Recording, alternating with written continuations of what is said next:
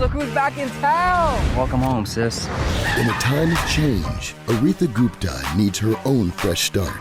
You should come volunteer for us. She could be our new volunteer coordinator. Yes, she can. All right. Good luck, Aretha.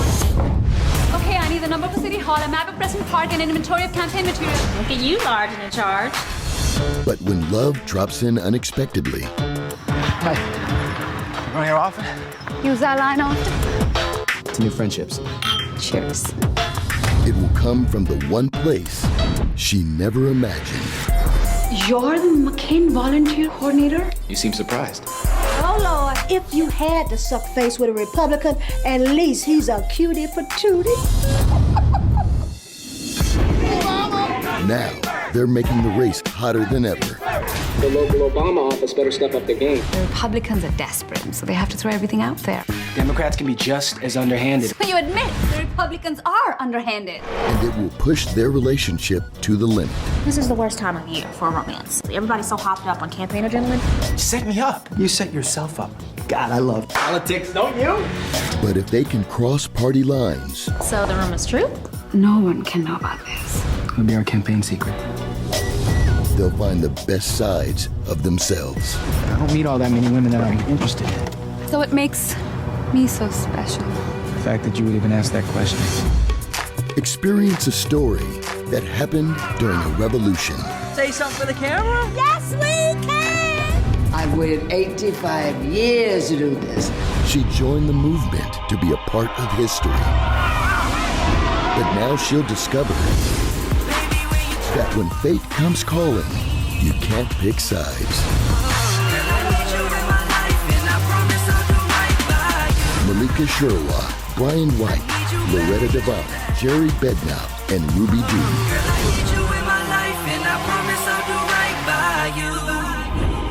Politics of Love. I have been waiting to interview this man. It's been several years now. I keep on saying, I've got to call him up. I've got to email him. I've got to get him on the show. And today we have him on the show. I'm going to just list a few credits first. Royally Ever After, Beverly Hills 90210, Saved by the Bell, Politics of Love, If Only You Knew. Wait a minute. If You Only Knew. Flower Shop Mysteries. He writes novels, he writes television, he writes for the Los Angeles Times. He's here today. Gary Goldstein. David Zimmerman, how are you? Hey.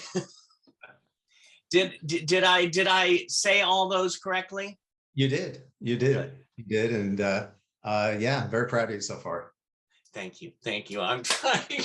I was going, oh my God, a writer, I have to say it correctly. Oh, as a matter of fact, since that just popped out of one of my brain cells, what is it like, let's say for actors, they say to actors when they're auditioning for shows, you got to stick to the script because the writer's in the room. Right. What is it like when a actor comes in and completely changes your words?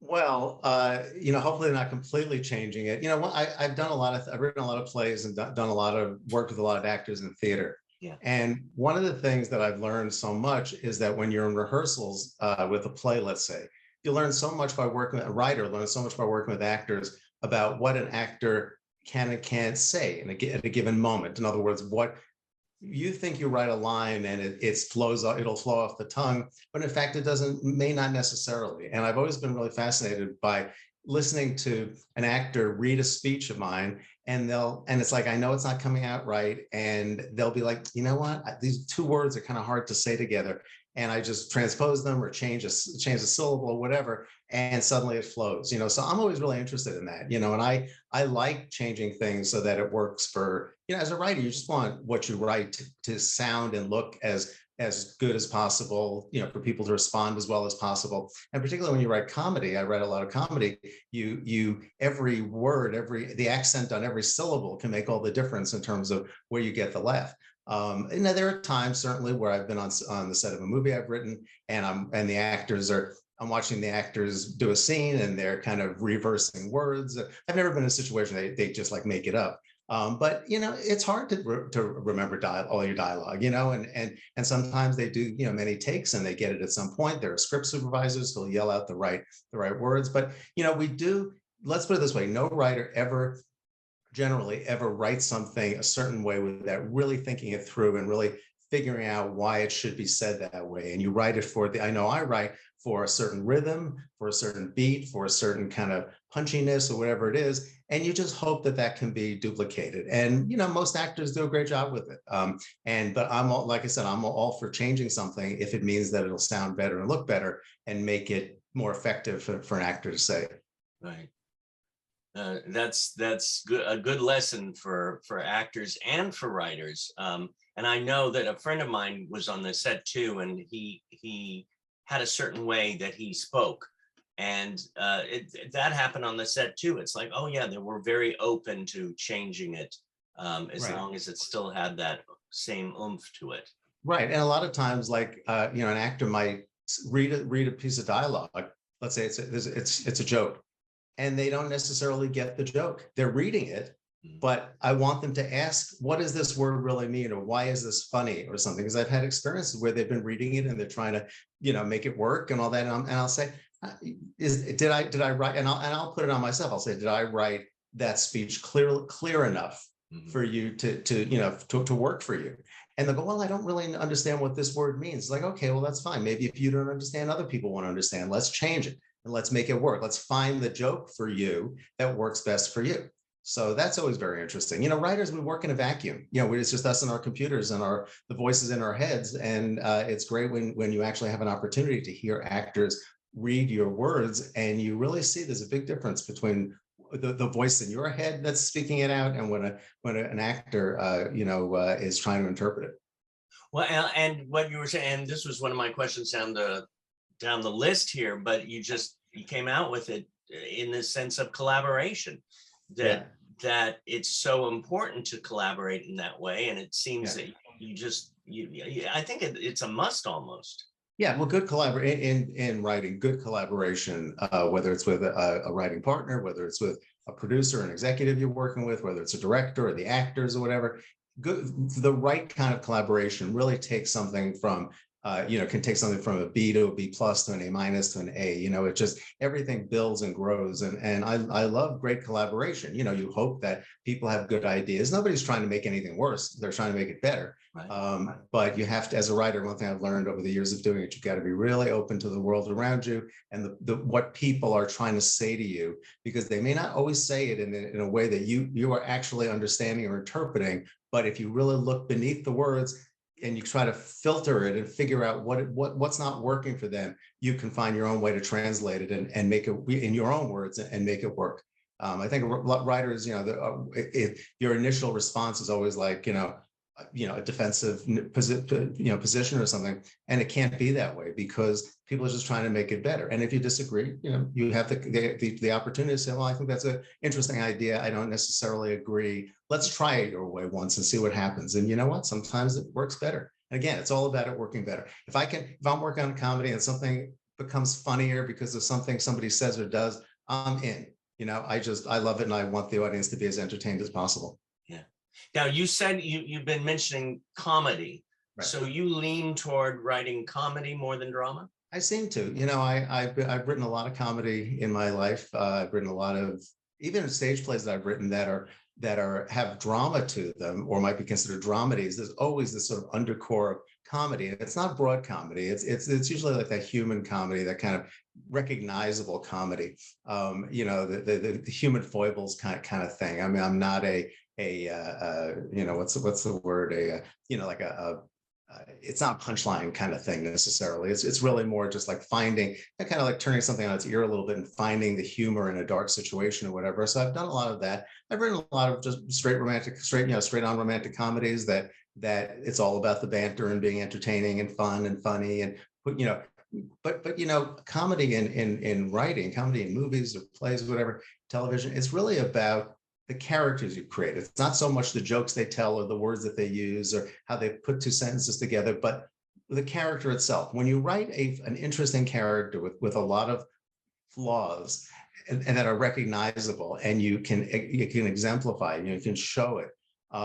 You can write some great stuff, just because you're working off of a great character, and the best thing in any movie or TV show, whatever it is, to see that character change, that they start off having these flaws, but we kind of like them, we're engaged in the character, we relate to the character, whatever, and we see them grow and change because of the circumstance of the movie, the people that they come in contact with and whatever. But there's a lot of inherent humor in just the mistakes that we make as regular people. And that's kind of what I try to find in mining stuff. I go ahead. Oh, well, I'm taking you in, and you were talking about the comedy and the humanness of the characters, and as well as the characters. But I was looking through the titles of many pieces of your work, and your latest work, which is The Last Birthday Party. Right. It's a romantic comedy, but even the title of that, The Last Birthday Party, right away I go to it. It draws me in, and I've got to read this because I read it on your website, and I thought the review of it was exceptional. A novel so real, I kept expecting one of the characters to text me. All of a sudden, I looked at my phone and I went, "Oh, it's great."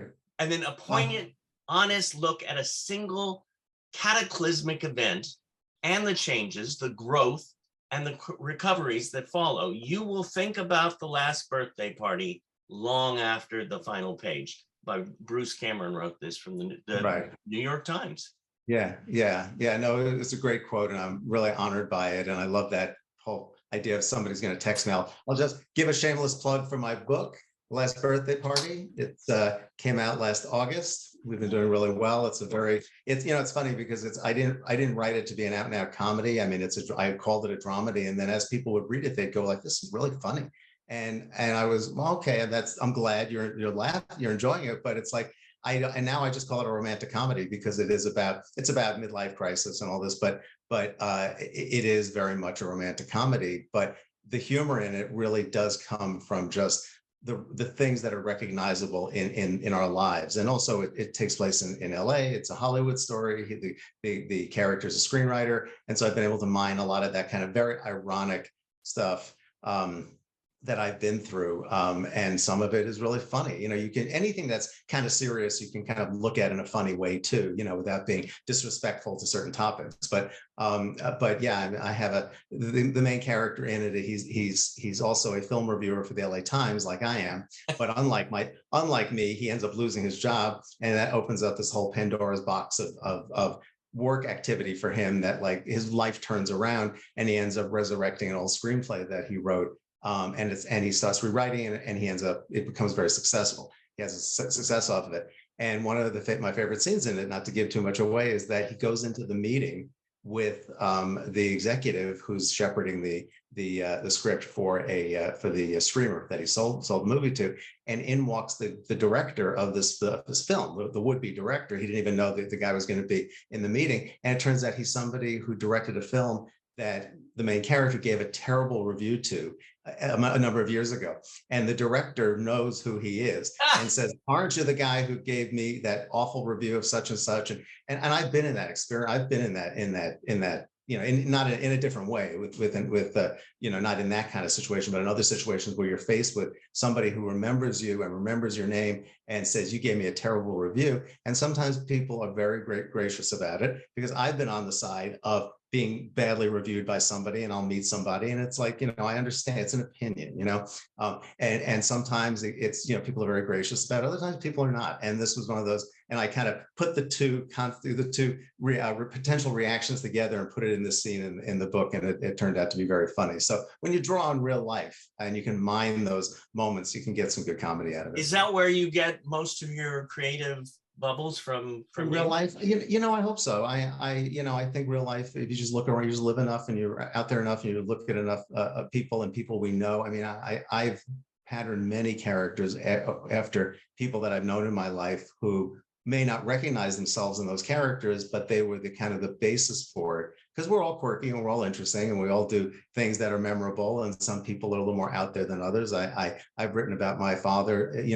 I've created several iterations of my father in my writing, and he's no longer with us, but he was quite a character and had great turns of phrases that I kind of reuse. And he was just kind of one of these larger than life people. And he's given me a lot of fodder for fodder, whatever, for characters. But it's kind of what's out there. I watch people. I'll listen to things that people say. I'll write down dialogue that people are just saying to each other, it's just natural dialogue, and it's like hilarious. Who'd use words like this? And you find phrases sometimes that people use that are so colorful that, oh, I got to use that somewhere. So there's a lot of that. You draw from real life a lot. Do you sometimes go out to lunch just to hear people at some other table? No, but I do go in the supermarket and anywhere that I am. I definitely, and on my phone, I'll open up my notes app, and I'll type it in so I don't forget. And I keep a list of all that stuff, and occasionally I'm able to use it.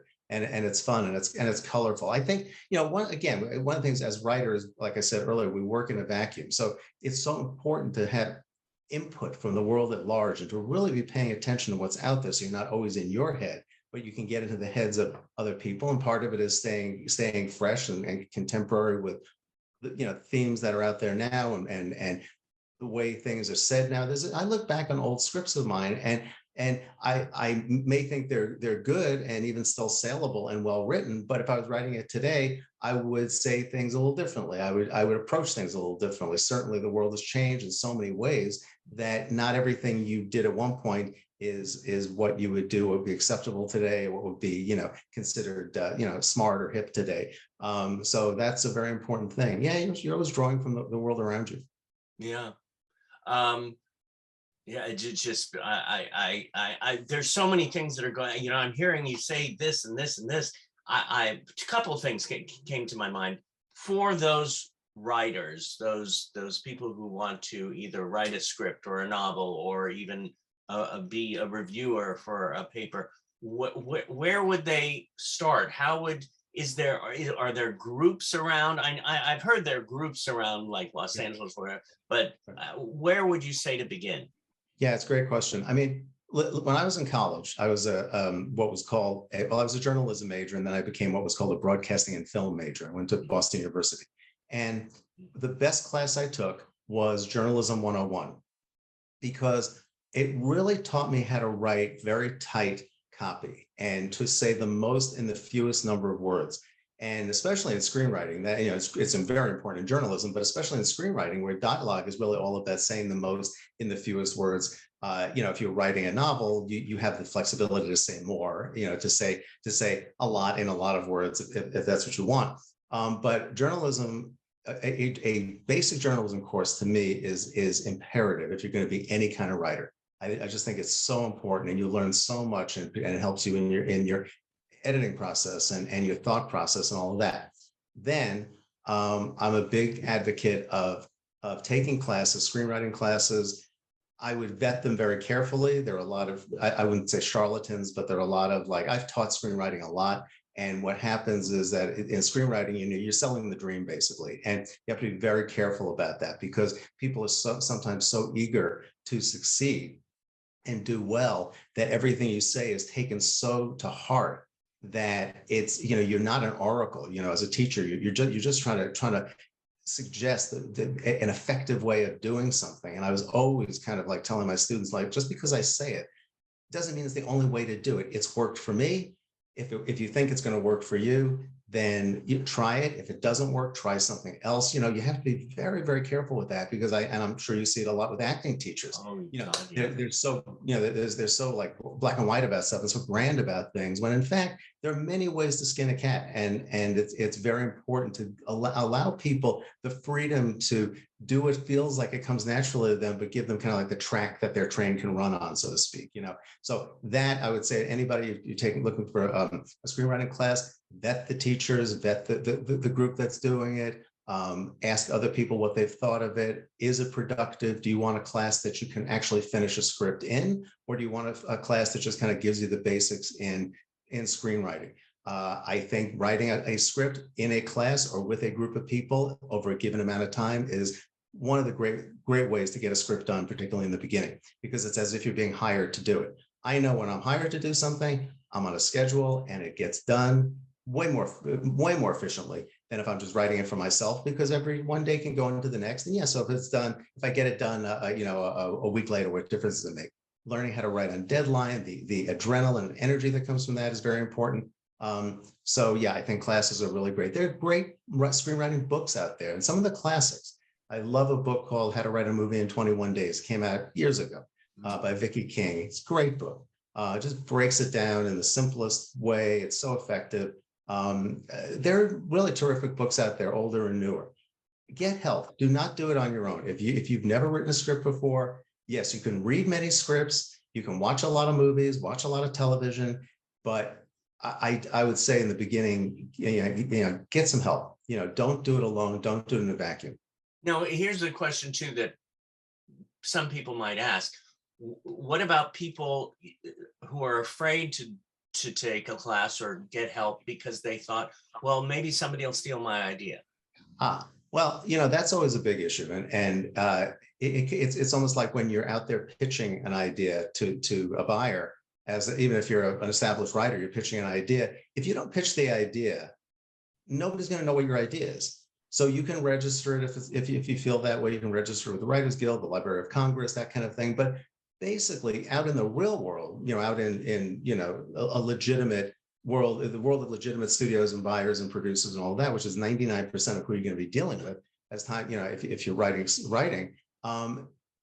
My personal theory is that it costs so little to buy a writer out of an idea, particularly a new writer, that people don't want to take the chance. Why steal something? There are a million ideas out there. You also have to know that you're not the only one with the same idea.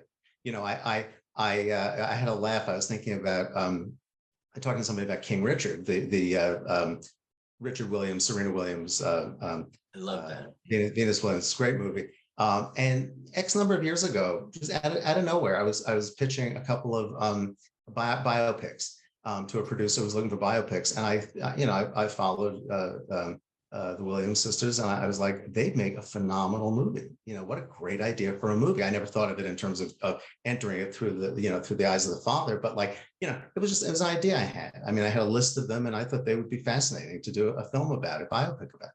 Well, it didn't happen then, and, but it did happen eventually. So if I said, well, I pitched this to so-and-so, I'll bet he gave it to them, and he gave it to them and got it to Will Smith. It's like, it just doesn't work that way, and it's so rare that happens. All that said, if you're the kind of person that does worry about it, and sometimes you do need to be concerned about it, and just because you need to be on top of everything you do, I just say, just register it.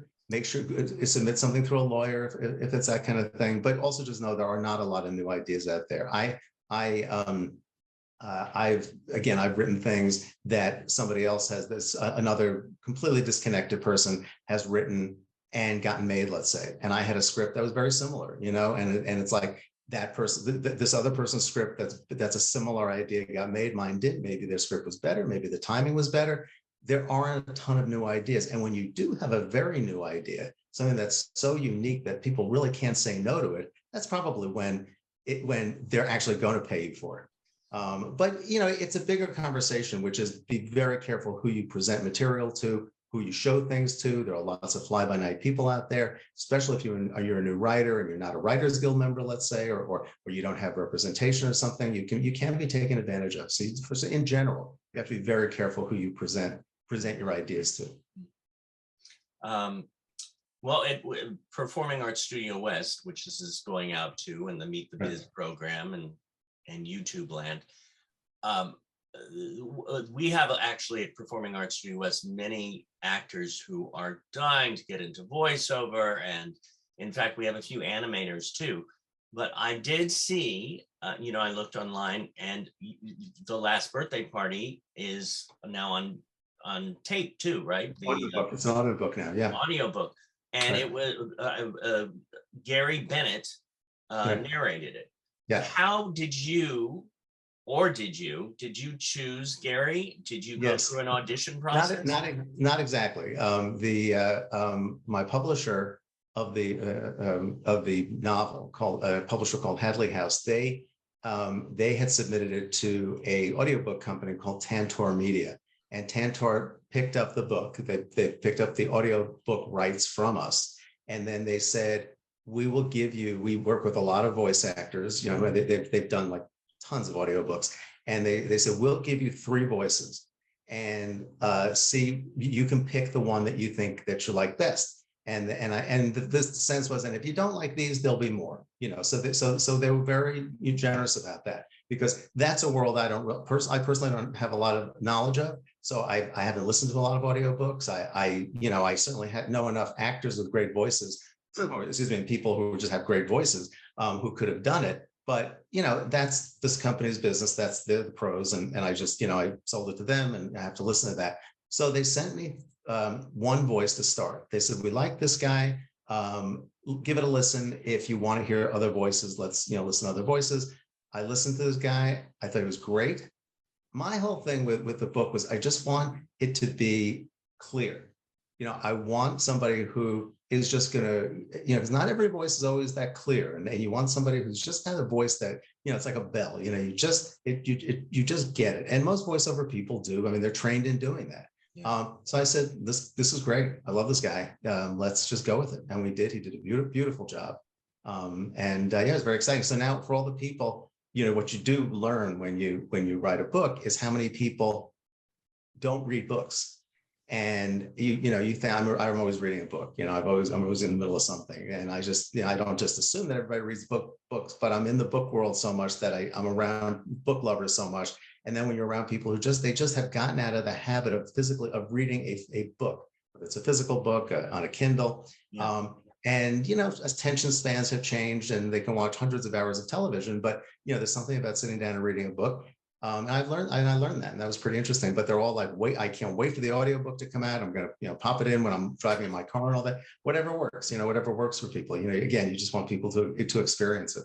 Well, I love audiobooks, because I remember when Katharine Hepburn came out with her autobiography, Me, I ran it. So it's just to hear, you know, especially, you know, autobiographies, to hear them speaking their own voice, I just love it. Did she did the narration for it? Me, yeah. It was called Me, yeah, by Katharine Hepburn. Yeah. So that must have been great. Oh, I have it on cassette.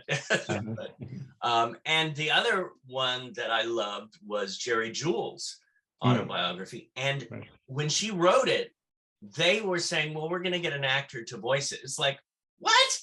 Yeah. You want her voice? I mean, she has such a distinct voice. Yes. Yeah. And thank God she got to do it, because it's brilliant. And she knows she's been through all those emotional roller coasters. So it even adds to that. Right. No, as an author, if you can do it, if you have the voice to do it, I think it's great if you can do it, because God knows at least you'll pronounce every word right. There's always that. Right. So I mean, novels, television, I mean, Forever Christmas, Rediscovering Christmas, If You Only Knew. Now, all 3 of those you wrote, but you also were a producer on the project. Right. How did that come about, and what are the perks for that?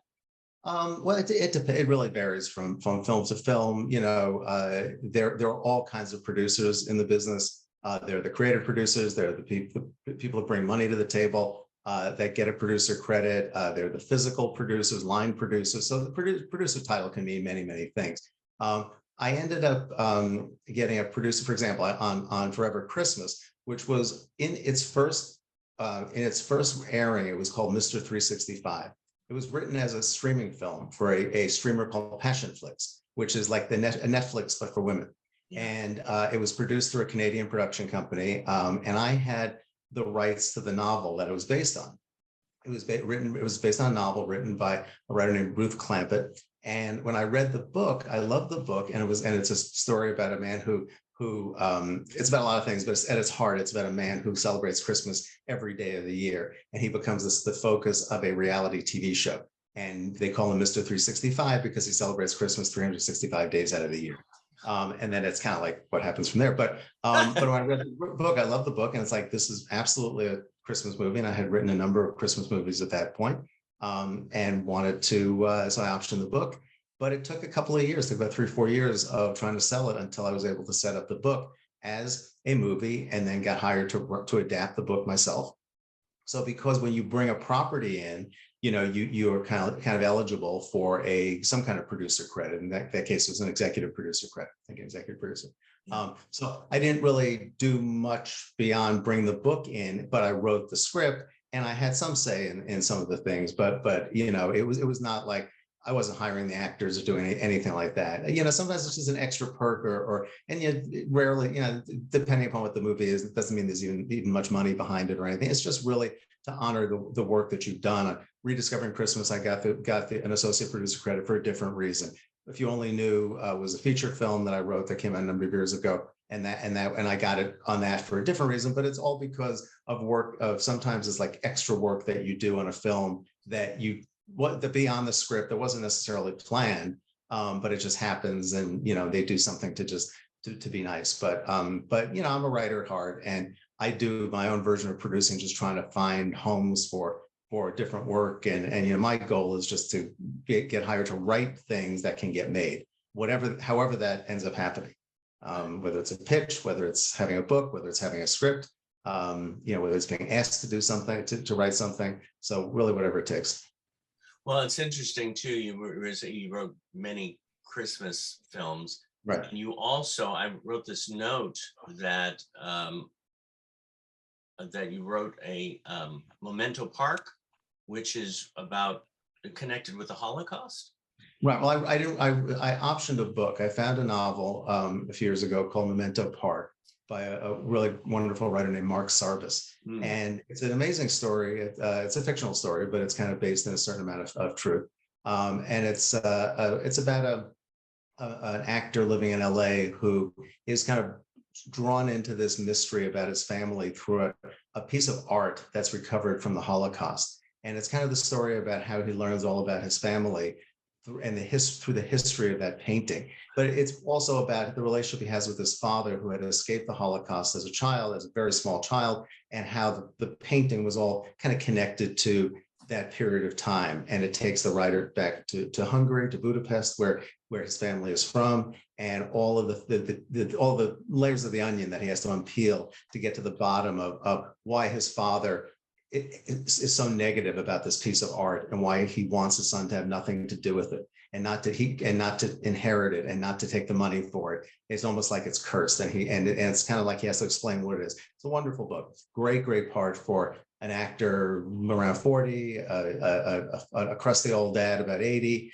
or so. It's really a fine book, and so I've been trying to get that set up as a film that I can adapt. I've done a pretty massive outline on what I want the script to be. But that's what, I've optioned many books or attached myself to many books that I've read that I think have life to them, because I'm always just trying to find ways into getting things made. And if I find a piece of material that I respond to, and I would love to be able to adapt as a screenplay or TV pilot, and I think there's life into it, I'm always trying to expand the possibilities, and also work with other writers. And anytime I've worked with these authors, and now having written books, I'm so deferent to books and conscious. I mean, I've adapted many books into films, and I'm always trying to keep as much of the guts of the original book as I can, and as much of the dialogue that makes sense.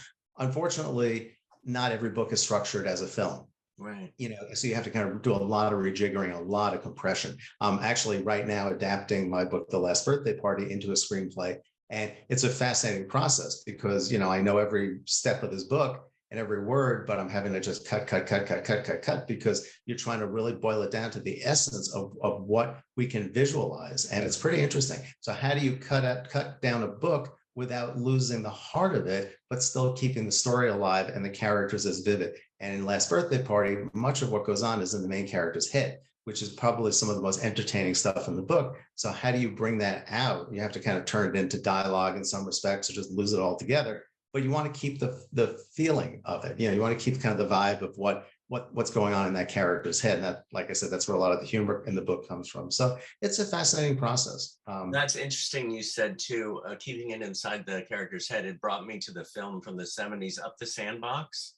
Oh God, Barbara Streisand. Yeah, right. And I love that one about so much of it's in her head, but even the audience says, wait a minute, is that real? Is that not? Right. Well, what they did in that movie has been done a lot is by visualizing what's in the writer's in the character's head, like showing the fantasy, showing it as a flashback, that kind of thing, which you can do sometimes. That movie was like so much in her head that I think it got criticized because it was just too out there, in terms of seeing too much of that fantasy. But it is another way to do it. I haven't done that yet on this book adaptation of Last Birthday Party. But what I'm trying to do is finish the script, see what I have, and then see how I can make it as cinematic as possible and as visual as possible without just transferring the words to individual scenes, from the book to the. And I'm also finding that a lot of words that I struggled with in the book to make perfect, I can't use in the movie. It just takes a completely different turn, and and I rewrite a lot of that dialogue. So as a writer, what's the expression? You have to kill your darlings. You have to sort of just get rid of anything that you may love, but if it's not going to serve the purpose of the script or the book or whatever, you gotta rework it and move on, and you use it at another time in something else. That's so interesting, and you got me because I'm working on this documentary, and it's like you're so attached to everything, and you have like 60 hours of footage, and it's like edit. Especially with documentaries, yeah. Yeah, it's like it makes that really made me think about that as well. This is a two-part question. What is your biggest joy in writing? What do you like to do the most? I mean, you've written scripts, you like to write reviews, you write novels. What is your biggest joy in connection to writing? And then what is your biggest joy in connection to your life? Good question. Big questions. Well, writing. The question always is, do you like writing, or do you like having written? There's something so powerful about the work that doing the work. It's work, but then when it's over and you can look at something and you can read it, it's like, oh my God, this is I did this. And you feel so accomplished. So that part is fun. I love creating. I love creating worlds and creating characters and being able to to create dialogue and things that are in my head, being able to put it down on the page. And ultimately, I can't speak for all writers, but for me, I just love to be able to write something and to be able to share it with people and entertain people and maybe move people. I've written a lot of stage plays, and in those situations when you're actually sitting with an audience, and I mean, I guess it could happen if you're watching a movie in a big theater or whatever, but particularly there's something about live theater that's so different. And when you're sitting with an audience and you're hearing people respond, and you walk out of the theater in intermission or at the end, and they come up to you and they say what they loved, or what hit them, or what was so funny, or this happened to me, or how did you find that, or whatever. It's very gratifying, and it's just fun to connect with people that way. And because I know how much I love watching something that I connect with, or seeing something that moves me or is memorable to me. And it's just nice to be able to create that yourself and share that with people. So I think that's the great part of writing. I've been fortunate that I've had a lot of different things produced. I've been writing a long time, so just by virtue of endurance, you're going to get a lot of things produced, hopefully. But I encourage writers, because it took me a long time to kind of find my groove as a writer, and it just does. And I encourage writers to just keep doing it, to not give up. If you don't sell your first script, your second script, your third script, doesn't mean you're not a good writer. It doesn't mean you're not going to sell something eventually. It just means that it's not your time, or the timing is just not right for other reasons. And you have to keep doing it. So that's that. I mean, that's that part of it. And certainly writing, in writing the novel, and like I said, I finished a second novel that's coming out in October. So, the writing those has been incredibly gratifying and fun. And, partly when you're writing things, when you're just writing on spec, or it's something that's just it's just you. It's a different process than when you're writing it on an assignment, when you're working with other people, molding and crafting the story and all of that. They're both very, very enjoyable in different ways. And because when you're working with other people in a real situation, and you're doing outlines, you're getting notes, and you're molding the clay to get it to the point where you can actually write the script, you kind of feel like you've gotten some of the test answers before you've taken the test. That at least the script is going to have. It's been a lot of the story has been vetted. Whereas when you're writing on your own, you just don't know, and you can get notes from friends and other writers, but it's a little, you're going by the seat of your pants a little bit more. So there's that. And your second question was about life in general? In life, yeah. What is your biggest joy in life? I just honestly, it's going to sound corny, but I'm going to say it anyway. It's just being here, being healthy, having, family and friends and love and a wonderful dog, and just, I feel so grateful, to have, and I feel grateful to love the work that I do and to be given the opportunity to do it. And like I said, it's only because I've gone through an endurance test, and I've just stuck it out for so many years, to the point where it's just I hope I've improved as a writer, but beyond that, it's just you just learn so much. I'm constantly learning. You're just constantly learning every day. It's crazy. Every project I do, it's like you think you knew this already, you don't. It's just and that's exciting, because there's always something new to learn. But just being here every day, and God, going through the pandemic and seeing what's happened to people, and people and all of that, and people who are perfectly healthy, and then they're gone. It's really one of those, you really start looking at the world very differently, and all of that. And so I just think it's being here and being able to do what I love, and having the health and the and the fortitude and wherewithal to do it. I'm just very grateful. It's so true. It's so true. Every day that goes by now, you just being in that moment and feeling like, okay, I'm here. Yeah, for sure. You mentioned different favorites and this and that. Since you write for the Los Angeles Times, and this might be a question that's too hard to answer, because I know for me it was. What is your favorite movie of all time? Since you review a lot of movies, is there a movie that you go, the first one that comes to your mind? Well, I always say The Graduate, just because I love The Graduate. I think it's a great movie. I've seen it many times over the course of time. I saw it not that long ago. Still holds up really well. Speaks volumes about the world and people and class and romance and society and all of that. It's a movie from 1967, so obviously there are a lot of things that have changed, but I love that movie. I think it still holds up really well. One of my other all-time favorite movies is The Last Picture Show, the Peter Bogdanovich movie from 1971. Also a movie that I've seen many, many times, holds up beautifully. It's fantastic.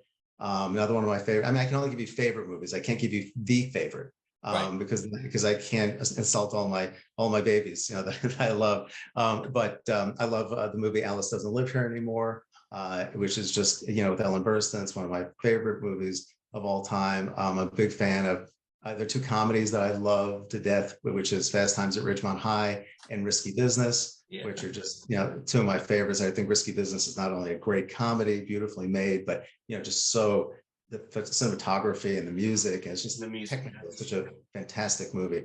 I don't know what happened to Paul Brickman, who wrote that movie and directed it, but he did some stuff after that. I haven't seen him, heard his name in ages, but I hope he's out there doing something good, because he was just, I love that movie.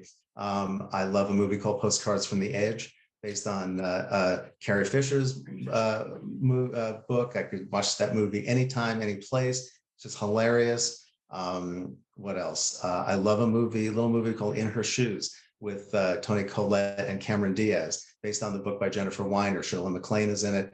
It's a wonderful family story. Love that movie. I love a little movie called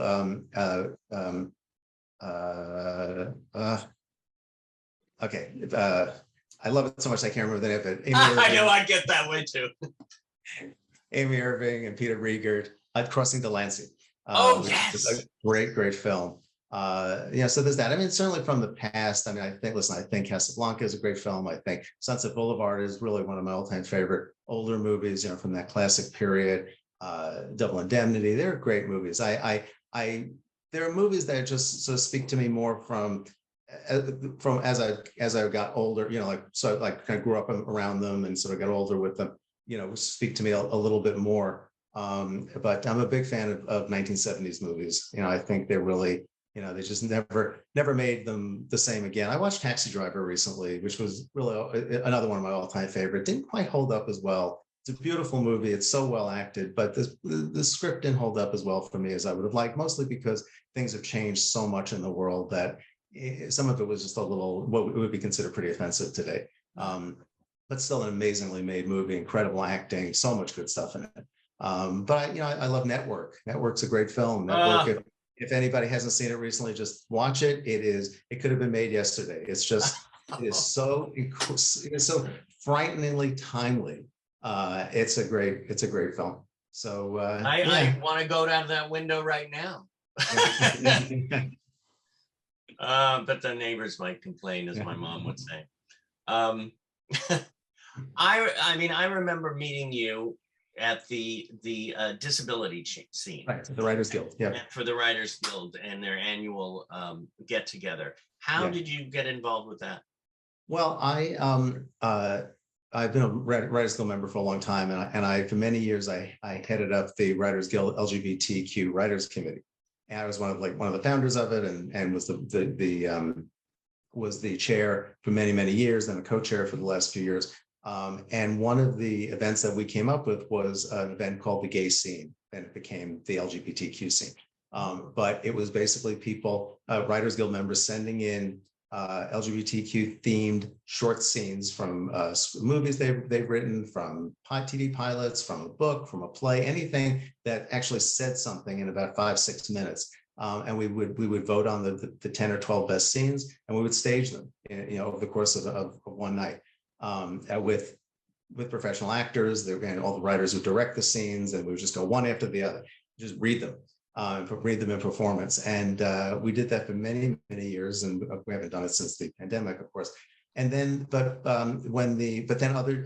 other committees at the Guild started to do the same thing. So we had the Latino scene, we had the Asian scene, we had the Black scene, we had, there were lots of other groups that started to do it too, and put on some phenomenal nights. And then the Writers with Disabilities group wanted to do it for scenes that feature disabilities, which was such a great idea. And the chair of that committee asked me if I could work with them on it, because I had done it so many years, and they had been to our events, and they were just really fun. And they're feats of coordination.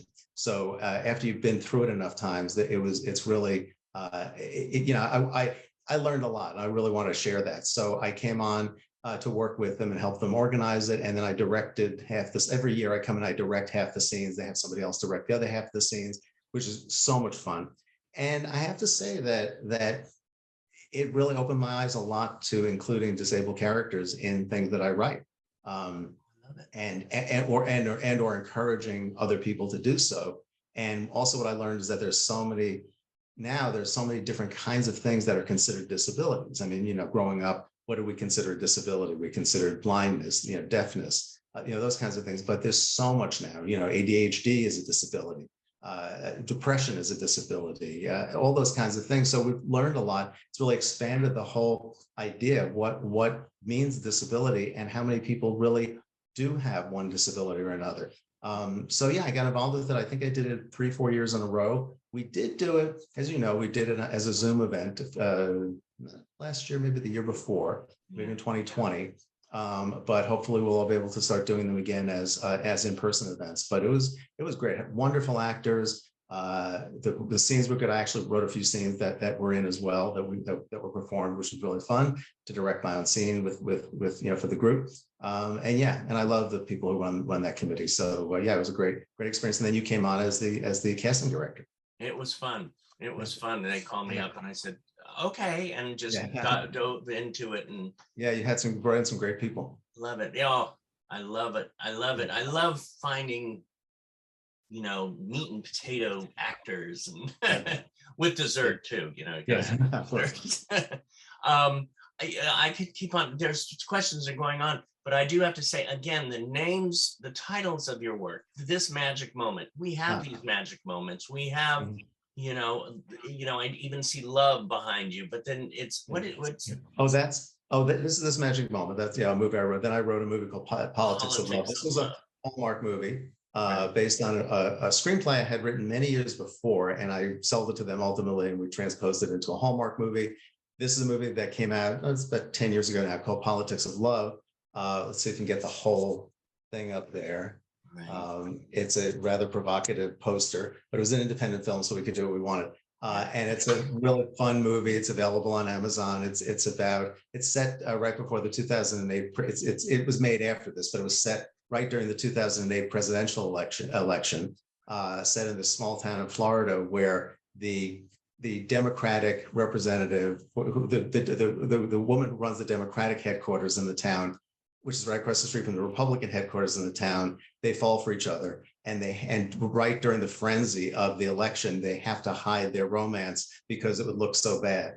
And it's a very, very funny movie. It had a great cast in it. It was Ruby Dee's, one of Ruby Dee's last movies. She played the grandma in it. We had really some terrific people in it. So yeah, it was fun. But yeah, like I said, I've written a lot of romantic comedies. So you end up with love and romance in the title a lot. But they're fun to write. And even the Christmas movies, they are romantic comedies, essentially. Right.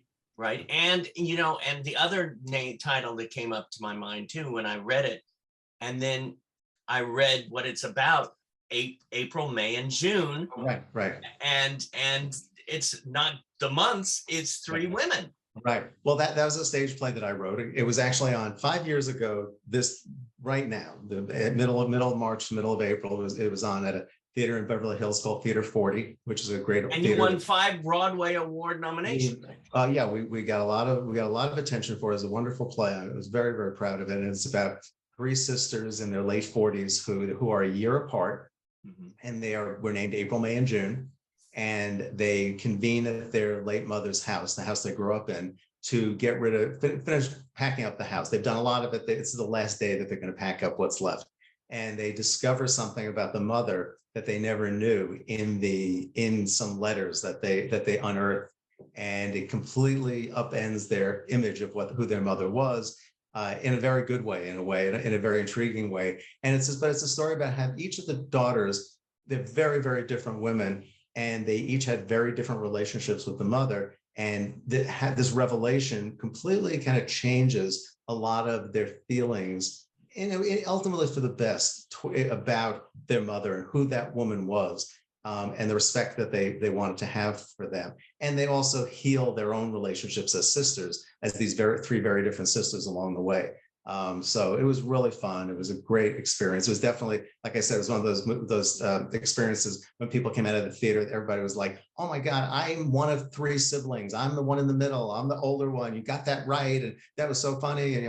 And it was really great. And I only have 1 sibling. I have an older sister, and I'm not from three.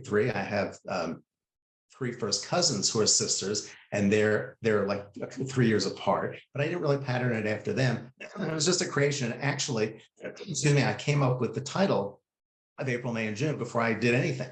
I just thought of that one day. What a great title that would be, April, May, and June. And I said, what am I going to write that's April, May, and June? What can April, May, and June be? Before I knew it, I was writing a play about these three sisters. So yeah, it was really fun.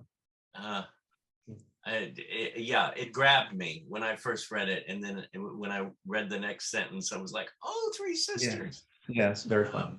One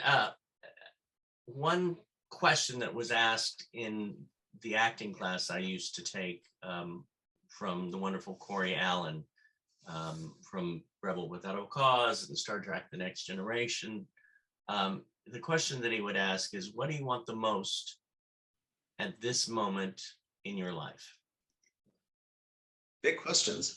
Well, certainly from a career point of view, I would like to be able to continue to do what I'm doing, continue to be hired to write things and continue to write things on my own and get them made and seen. I mean, I certainly love my book, The Last Birthday Party, to be made into a film or a TV series, limited TV series. I just want to keep doing what I'm doing and being given, being given the opportunity to do it. because that's not always what happens, and especially as we go on in our careers, I've been very fortunate that my career has really kind of maintained itself over the course of time. Not everybody, that doesn't always happen. So I feel very grateful for that. And I want that to continue. I want world peace, which, if anybody's listening out there, I want world peace. So maybe that'll happen. I want everybody to be happy and end the divisiveness that we have and all of the terrible stuff that goes on out there. I kind of wish I could do something to heal that or make it better. It's very tough. Every day it's like, well, what's happening today? But from a personal point of view, I'm just very, happy and grateful for the work that I'm able to do, and the people in my life, and again being healthy. And I just want to continue it as long as I can, and continue doing fun interviews like this, and be able to chat and find people who actually want to hear about what I have to say, which is nice. Well, it's been wonderful. Yeah. Thank you, David. Yeah. Really good, really great. And also if anybody has if there are any aspiring writers out there, anybody has any questions, I'm reachable through social media. I'm on Twitter and Instagram at Gary Goldstein LA, one word. Please feel free to reach out, send me a DM, or however you contact. And I also have a website, which is GaryGoldsteinLA.com, so you can reach me through that. And I just always encourage people to follow their dream, follow their bliss, whether it's acting, directing, writing, any kind of creative pursuit. If you want to be a stockbroker and that's your bliss, go do it. We go around once. And as somebody who had another career before they were a writer and left it early on, that gave me enough time to establish myself in the career that I ultimately wanted. I'm a very big proponent of making a change if you feel you need to do it. If you have the wherewithal, the resources, the support to do it, and you can make that change, it can be difficult, but you'll be happier in the end, because like I said, we go around once. So follow your bliss.